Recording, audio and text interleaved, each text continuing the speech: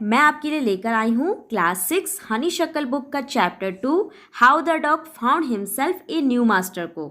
इस चैप्टर में बताया गया है कि कैसे एक डॉग को अपना मालिक मिला।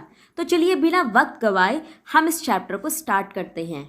एक समय जो डॉग्स थे वो अपने खुद के मालिक हुआ करते थे, और जैसे वुल्व्स आज़ादी से रहते थे वैसे ही वो भी आज़ादी से रहते थे, जब तक कि एक ऐसा डॉग पैदा नहीं हुआ जो जीने के इस तरीके से बिल्कुल भी खुश नहीं था। और वो खुश क्यों नहीं था?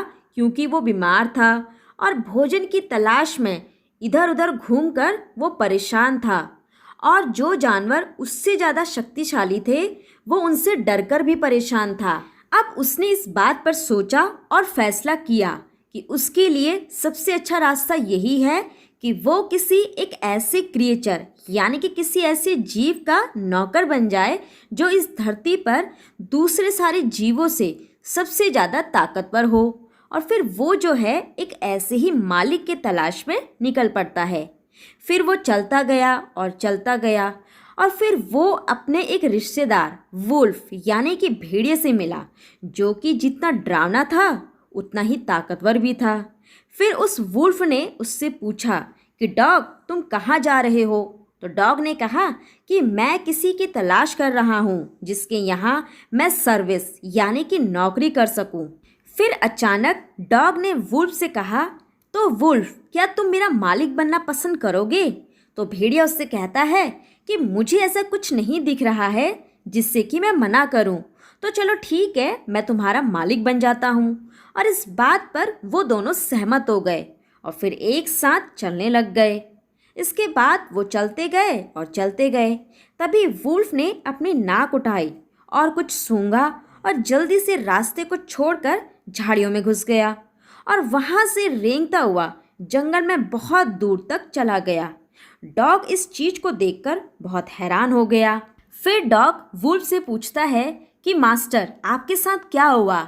आपको किस चीज ने डरा दिया?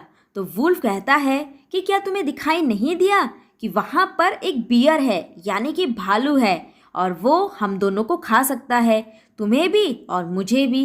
फिर डॉग ये चीज़ देखकर कि जो बियर है वो तो वुल्फ से भी ज़्यादा ताकतवर है, तो वो वुल्फ की नौकरी छोड़ने का फैसला करता है। और फिर डॉग जो है वो वुल्फ को छोड़कर बियर यानी कि भालू के पास चला जाता है। बियर के पास जाकर डॉग बियर से कहता है कि क्या आप मेरे मालिक बनेंगे? तो बियर इस बात पर जल्दी से सहमत हो जाता है, और फिर वो डॉग से कहता है कि चलो एक गायों के झुंड को ढूंढते हैं, मैं एक गाय को मारूंगा और फिर हम दोनों पेट भर के खाना खाएंगे। और फिर वो वहाँ से चले गए। फिर वो चलते गए और चलते गए, और जल्दी ही उन्हें गायों का एक झुंड दिखा।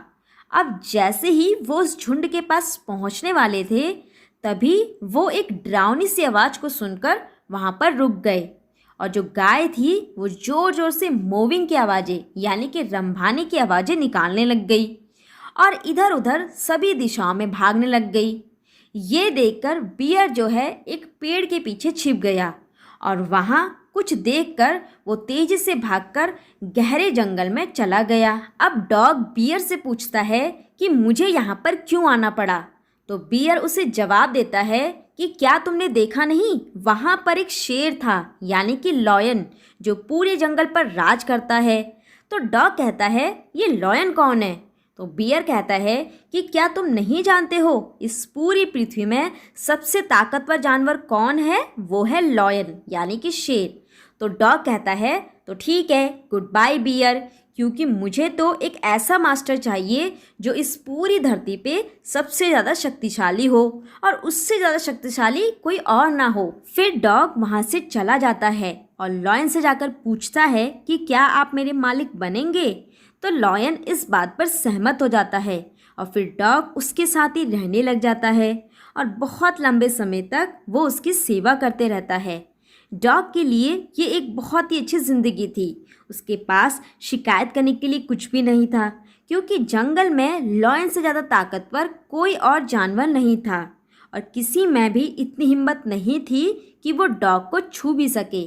तो किसी भी तरह से ऐसा कुछ नहीं था जिसकी वजह से डॉग जो है वो नाराज हो जाए। लेकिन एक दिन वो दोनों रास्ते पर जो सूनी चट्टानों के बीच से होकर जाता था, साथ साथ चल रहे थे।